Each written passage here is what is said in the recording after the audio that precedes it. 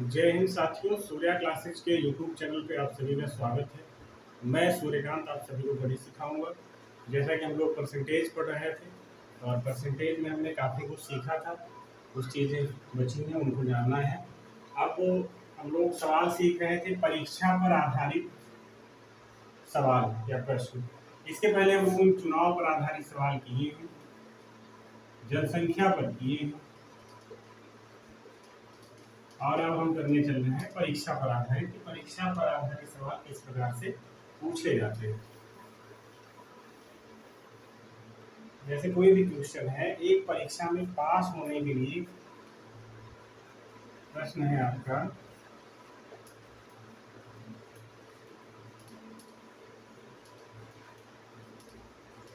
एक परीक्षा में पास होने के लिए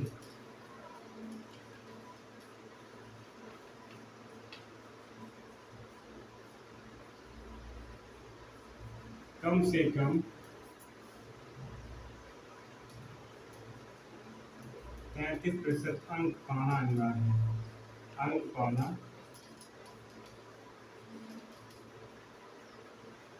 अनिवार्य है। इस परीक्षा में एक विद्यार्थी ने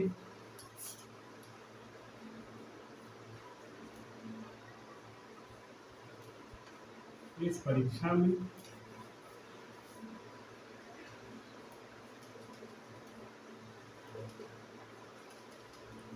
एक विद्यार्थी ने 145 अंक अर्जित किए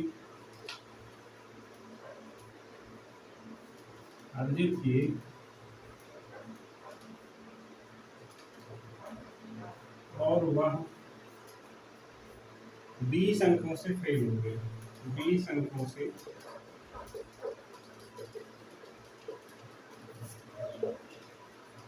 फेल हो गया। तो बताइए परीक्षा का पूर्णांक कितना? परीक्षा का पूर्णांक कितना था? सवाल को एक बार फिर से पढ़ते हैं। एक परीक्षा में पास होने के लिए कम से कम एक परीक्षा में पास होने के लिए कम से कम 33% अंक पाना अनिवार्य है। इस परीक्षा में एक विद्यार्थी ने 145 अंक अर्जित किए और वह 20 अंकों से फेल हो गया। तो बताइए परीक्षा का पूर्णांक कितना है? 33% अंक तब होगा 33% अंक तब होगा जब वो 145 नंबर पाया। कितने नंबर से फेल हो रहा है? 20 नंबर से। तो अगर हम यहाँ पर 20 नंबर उसको और दे देते तो उसका जो नंबर था 35% हो जाता। यहाँ तक कोई समस्या नहीं होनी चाहिए। यानी कि 35% जब 145 और 20 इतना जोड़ देंगे तो 33% अंक उसका हो जाएगा, क्योंकि 20 नंबर से वो फेल हो रहा है ना, इतने से फेल हो रहा है। तो इसको जोड़ेंगे तो 165 अंक कितने बराबर है? 33% के बराबर। जब 33% इतने के बराबर है, 1% कितने के बराबर होगा? 165 बटे 33, 1% हो गया। जब 1% इतना हो गया तो 100% कितना होगा? 165 बटे 33 गुणे 100। अब 11 से काटे या तो 33 पंचे हो गए, 5 बार जाएगा 500। यानी पूर्णांक कितना है इसका? परीक्षा का पूर्णांक जो है 500 का। ठीक है, परीक्षा का पूर्णांक कितने का है?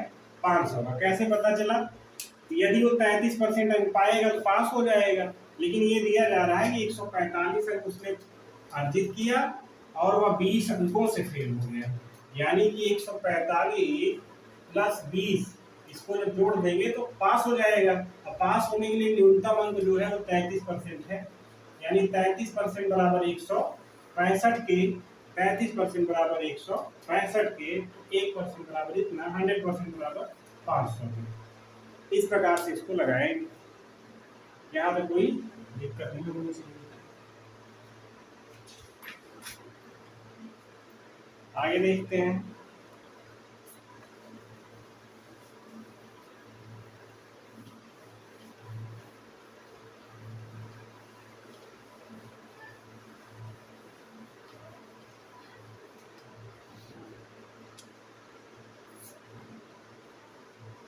सेम ऐसा ही एक सवाल और करते हैं। एक परीक्षा में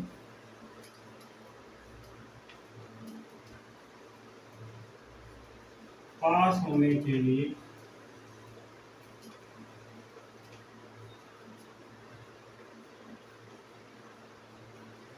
कम से कम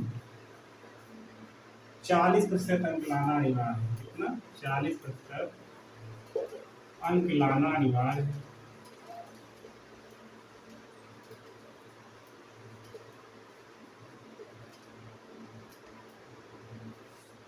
इस परीक्षा में एक विद्यार्थी इस परीक्षा में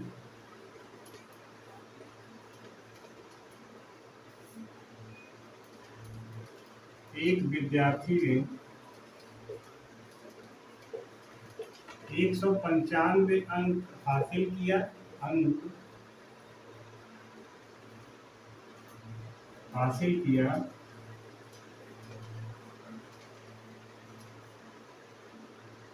और वह कितने अंकों से फेल हो रहा है?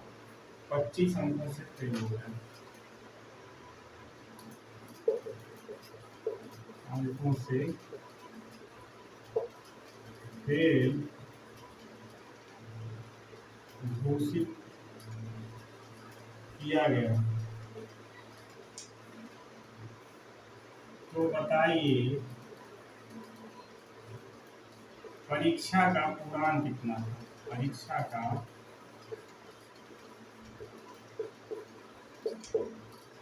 पूर्णांक कितना था? सवाल को पढ़ते हैं एक बार। प्रश्न कह रहा है एक परीक्षा में पास होने के लिए कम से कम 40% अंक लाना अनिवार्य है। इस परीक्षा में एक विद्यार्थी ने 195 अंक हासिल किया। 195 अंक हासिल किया और वह 25 अंकों से फेल हो गया। यही की पॉइंट है आपका। 195 अंक हासिल करने के बाद भी वो 25 अंकों से फेल हो गया। यदि वह 25 अंक और पा जाता तो पास हो जाता, और पास होने के लिए मिनिमम 40% अंक लाना अनिवार्य है। यानी 40% नंबर उसके तब हो जाते जब 195 और प्लस 20 पाता था। अब इसको जोड़ेंगे, ये हो जाएगा 220। 40% बराबर 220, ठीक है। 40% बराबर 220, 1% बराबर 220/40 और 100% बराबर 220/40 मल्टीपल 100। 0 से 0 कैंसिल हुआ, 25 चौका 100, यानी 25 गुना 50 के 100 और 25 गुना 50 5 55, यानी 550 अंक क्या होगा? पूर्णांक होगा उसका परीक्षा का।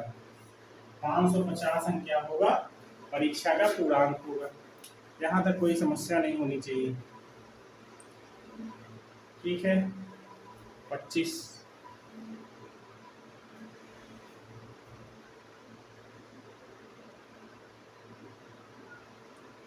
अब अभी तक तो इतने अंकों से फेल हो रहा है, अब वो अंक ज्यादा पाएगा। सवाल में थोड़ा सा चेंजिंग करते हैं, प्रकार यही होगा आपका।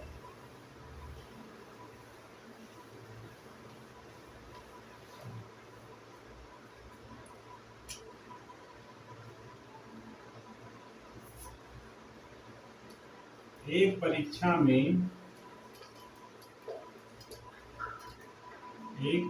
में पास होने के लिए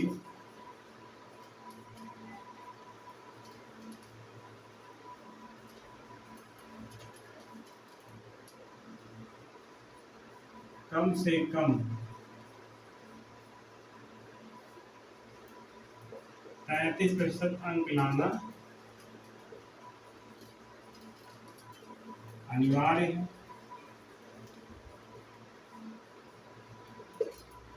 33% अंक लाना अनिवार्य है। इस परीक्षा में एक विद्यार्थी ने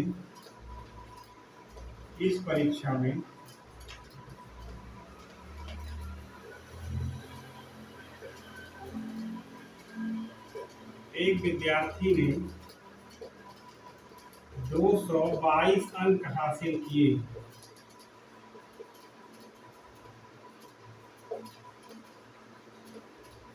222 अंक हासिल किए जो पास होने के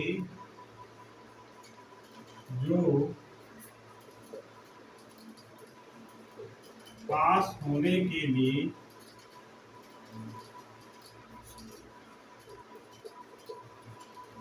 न्यूनतम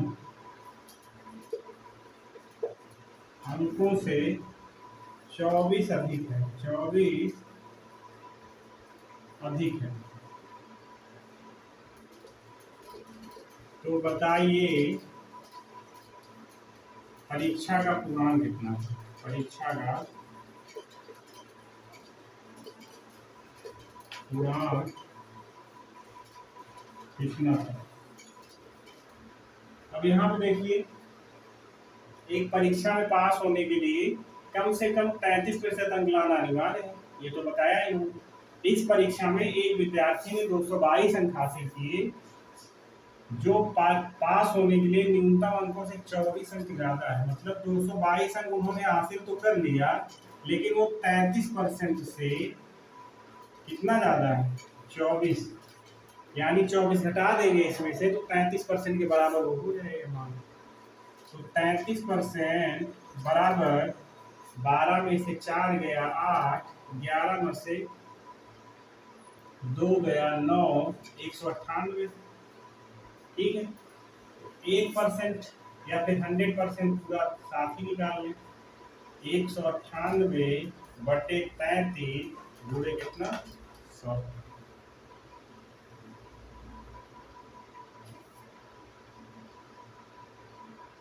ये जाएगा 6 बार जाएगा।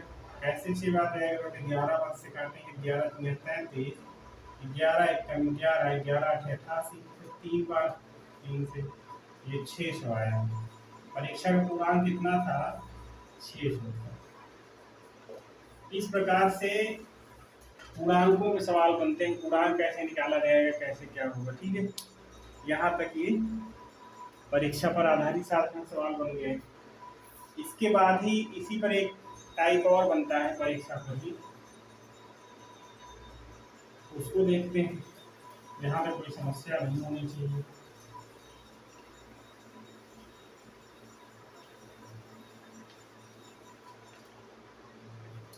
एक परीक्षा में एक विद्यार्थी को 33% अंक प्राप्त हुए।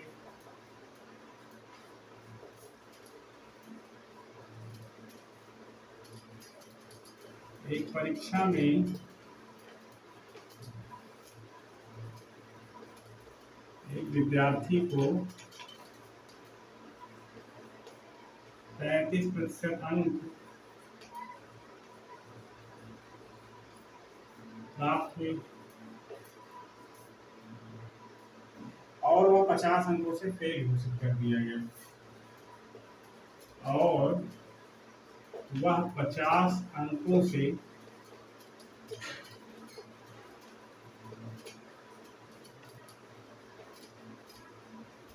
फेल घोषित कर दिया गया।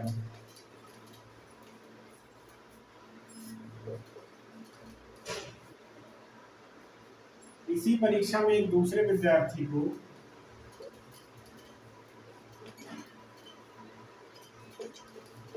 इसी परीक्षा में एक दूसरे विद्यार्थी को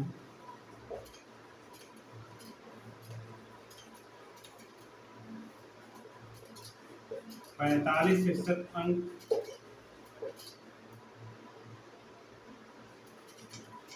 हासिल हुए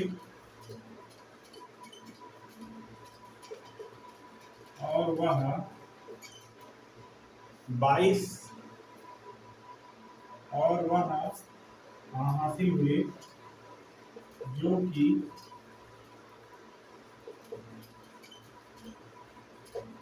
पास होने के लिए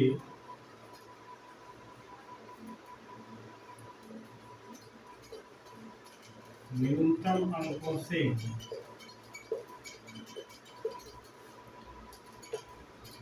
22 अंक अधिक हासिल की।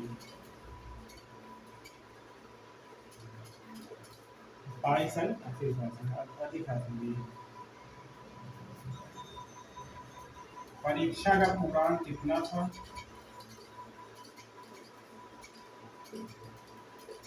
परीक्षा का पूर्णांक हुआ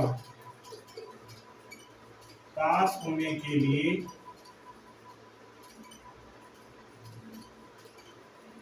न्यूनतम अंक बताएं। प्रश्न को पढ़ते हैं, थोड़ा सा बड़ा हो गया। एक परीक्षा में एक विद्यार्थी को 33 अंक प्राप्त हुए और वह 50 अंकों से फेल घोषित हो गया।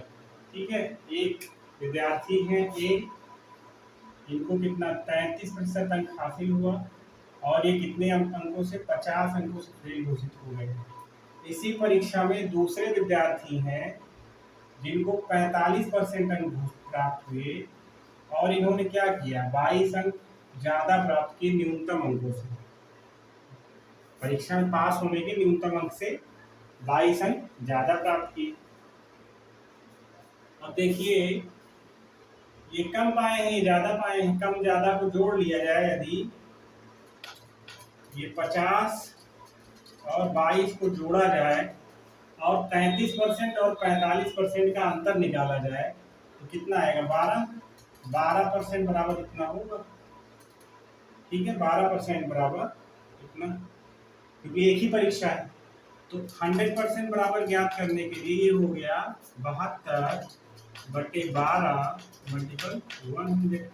12 पंचे 60, 12 छन 72, यानी 600 नंबर का पूर्णांक। पूर्णांक कितने नंबर का है, 600 नंबर का। ठीक, अब पास होने के लिए न्यूनतम अंक बताने हैं। इसका 33% कोई विद्यार्थी जब पाता है तो 50 नंबर से फेल घोषित होता है।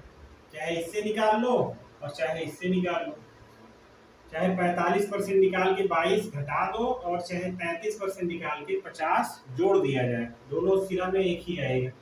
जो भी सरल हो वही कर लिया जाए। चलिए, 600 का 45% निकाल के और 22 उसमें से घटा दिया जाता है तो न्यूनतम अंक प्राप्त हो जाएंगे। ये तो पूर्णांक हो गया। ठीक है, न्यूनतम अंक ये,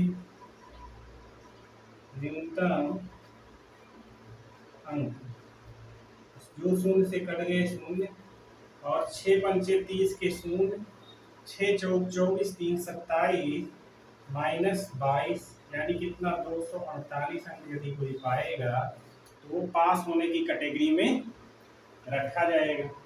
ठीक है, यहाँ तक कोई समस्या नहीं होनी चाहिए आपको, इसमें कोई दिक्कत नहीं होनी चाहिए। चाहे इस वाले से निकालिए या फिर 33% निकाल के इसमें 50 जोड़ दिया जाए, इसमें कोई समस्या नहीं होनी चाहिए। इस प्रकार से परीक्षा पर आधारित सवाल पूछे जाते हैं। एक टाइम और बचता है परीक्षा वाले पे, उसको भी देख लेते हैं।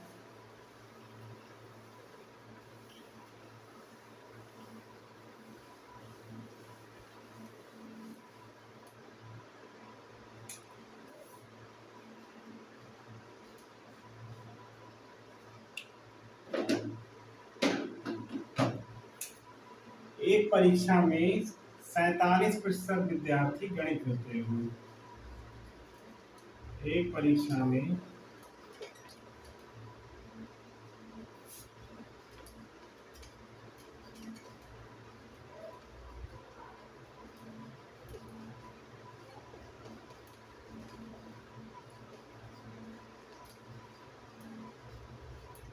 47% गणित में फेल हुए तथा 42% विद्यार्थी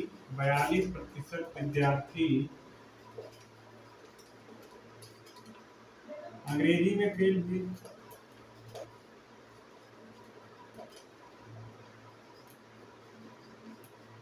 42% विद्यार्थी अंग्रेजी में फेल हुए। 15% विद्यार्थी दोनों विषयों में फेल हुए। 15% विद्यार्थी दोनों विषयों में फेल हुए।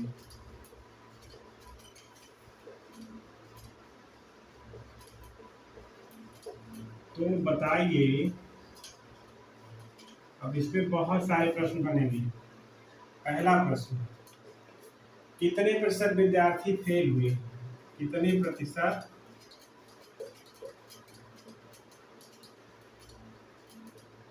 ऐसा करते हैं,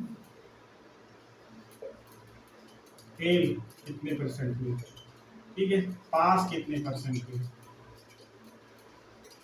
दूसरा प्रश्न, तीसरा प्रश्न बनता है केवल गणित में, केवल गणित में फेल। ऐसे ही चौथा प्रश्न बनेगा केवल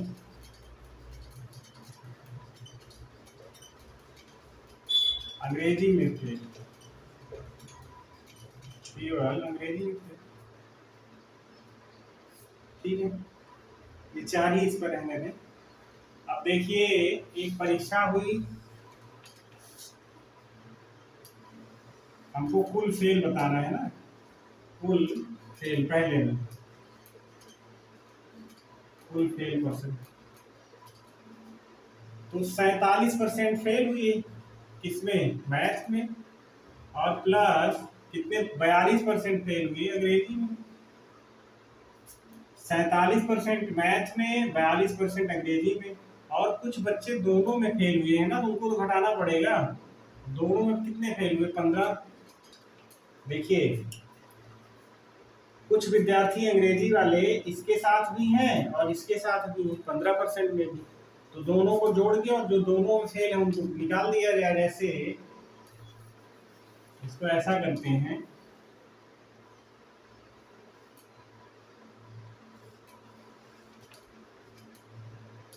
कुल फेल बराबर मैथ में फेल प्लस कितना अंग्रेजी में फेल, यानी इंग्लिश में फेल,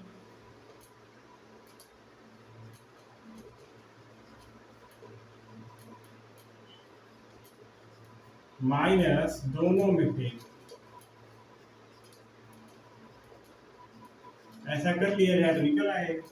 मैथ में फेल कितने हैं, 42, प्लस अंग्रेजी में कितने फेल हैं, मैथ में फेल है 47, 47, प्लस अंग्रेजी में फेल है 42, माइनस दोनों में फेल है 15। इसको जोड़ा जाए, 7 2 9 और 4 4 8, 89 माइनस 15, ये बचेगा 9 में से 5 जाएगा 4, और यहाँ पर 8 में से 1 जाएगा 4, 7। 74% लोग क्या है, फेल। अब यहाँ देखिए, अगर 74% लोग फेल हैं तो पास कितने होंगे, 100 में से घटाओगे तो 26% लोग क्या होंगे, पास होंगे। 26% लोग पास हो जाएंगे। अब केवल गणित में फेल, केवल गणित में फेल, तो इसी 74 में से क्या करेंगे, देखिए केवल गणित में फेल, केवल गणित में फेल निकालने के लिए गणित में 47% फेल है। गणित में कितने फेल है, 47%, 47 माइनस दोनों में फेल कितने हैं, 15%, घटा दो, 7 में से 5 गया 2, 4 में से 1 गया 3, यानी 32% लोग क्या इसमें केवल गणित में फेल हैं। वैसे ही अंग्रेजी में निकालना है तो अंग्रेजी में 42% लोग फेल हैं और दोनों में फेल है कितना, 15%। दोनों वाला निकालेंगे तो 12 में से 5 गया 7, 3 में से 1 गया 2, यानी 27% लोग केवल अंग्रेजी में फेल है। केवल का मतलब ये हुआ सिर्फ और सिर्फ अंग्रेजी में फेल, और फेल का तात्पर्य ये है कि जो विद्यार्थी गणित में भी फेल है और अंग्रेजी में फेल है, इंक्लूडेड है दोनों। सवाल को फिर से एक बार पढ़ते हैं और फिर से समझते हैं। ये था आपका पहला, ये है दूसरा, ये है तीसरा। ठीक, एक परीक्षा में 47% विद्यार्थी गणित में फेल हुए तथा 42% विद्यार्थी अंग्रेजी में फेल हुए, 15% विद्यार्थी दोनों में फेल हुए। तो बताइए कुल कितने परसेंट विद्यार्थी फेल हुए, केवल फेल बताना है। केवल फेल बताने के लिए जो गणित में फेल हैं प्लस जो अंग्रेजी में फेल हैं, जोड़ेंगे और जो दोनों में फेल है उनको हटा देंगे। 47 और 42 को जोड़ेंगे 89 आएगा और 15 इसमें से घटा देंगे 74 आएगा। अब जब 74% विद्यार्थी क्या है, फेल हैं, तो 100 में से घटाएंगे 74 को तो 26 आएगा और 26% विद्यार्थी क्या होंगे, पास वाले हो जाएंगे। अब अगले सवाल है कि केवल गणित में फेल, 47% विद्यार्थी गणित में फेल है और 15% विद्यार्थी गणित और अंग्रेजी दोनों में फेल है। तो केवल गणित वाला निकालने के लिए 15 47 में से घटा देंगे तो 32 आएगा। केवल गणित में फेल 32%। इसी प्रकार केवल अंग्रेजी में फेल निकालने के लिए जो दोनों में फेल है उनको घटा देंगे। 42 में से 15 घटाएंगे 27 आएगा, 27%। यहाँ तक कोई समस्या नहीं होनी चाहिए आपको। इसी पर एक सवाल और करते हैं, इसी पर एक सवाल और करने का प्रयास करते हैं।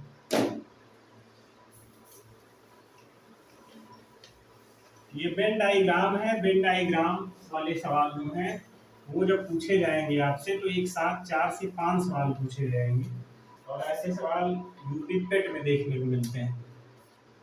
यूपी पेट में इस प्रकार सवाल पूछा जाता है और 4 से 5 सवाल एक साथ रहेगा। अगला सवाल देखते हैं। एक परीक्षा में एक विद्यार्थी ने एक परीक्षा में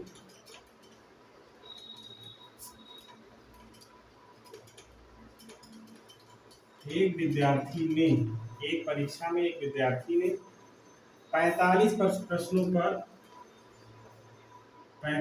प्रश्नों पर प्रयास किया। 45 प्रश्नों एक परीक्षा में एक विद्यार्थी ने 45 प्रश्नों पर कोशिश की और वह सभी प्रश्नों को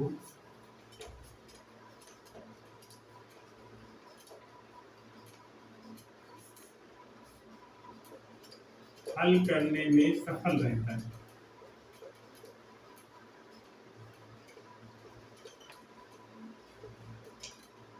इस प्रकार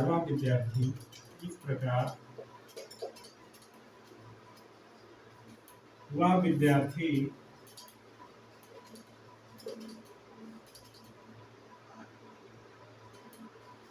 परीक्षा में 60% अंक हासिल करता है।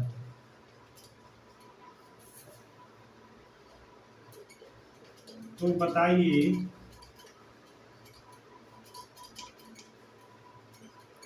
परीक्षा में कुल कितने प्रश्न पूछे गए? कुल कितने प्रश्न पूछे गए? कुल कितने प्रश्न पूछे गए?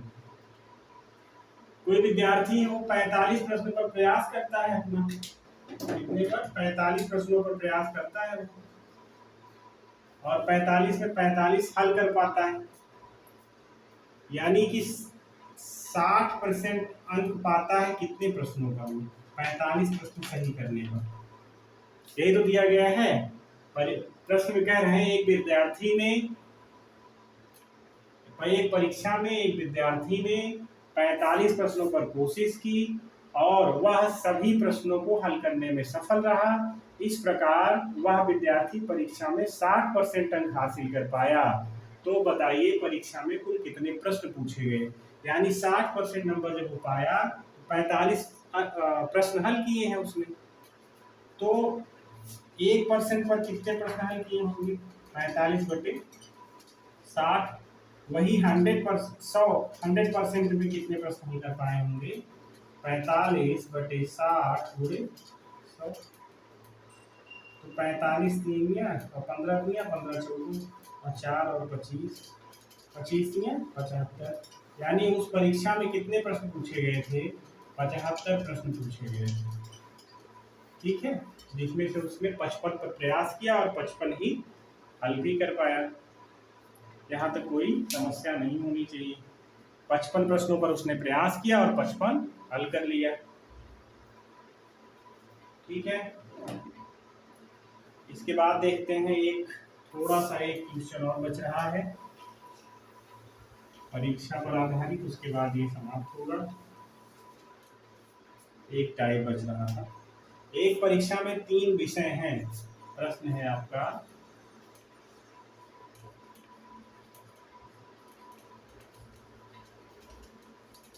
एक परीक्षा में 3 विषय हैं। एक परीक्षा में 3 विषय हैं। इस परीक्षा में विद्यार्थी को 80% अंक हासिल हुए। इस परीक्षा में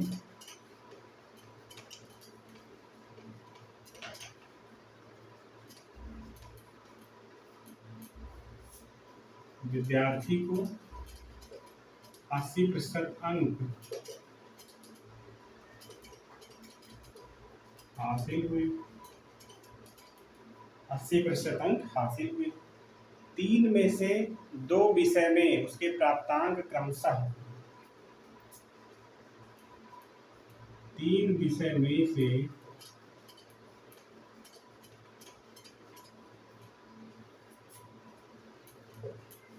2 विषय में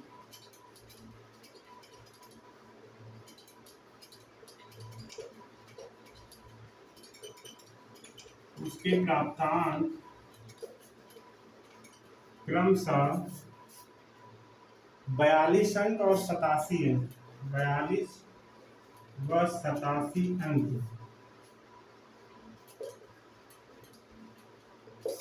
42 व 87 अंक। तो बताइए तीसरे विषय में कितने अंक प्राप्त किया। तो बताइए उसने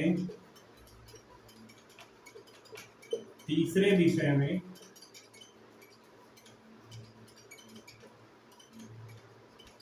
कितना अंक हासिल किया।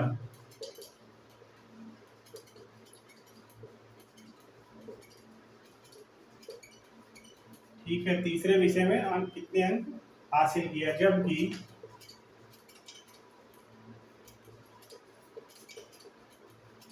तीनों विषयों का पूर्णांक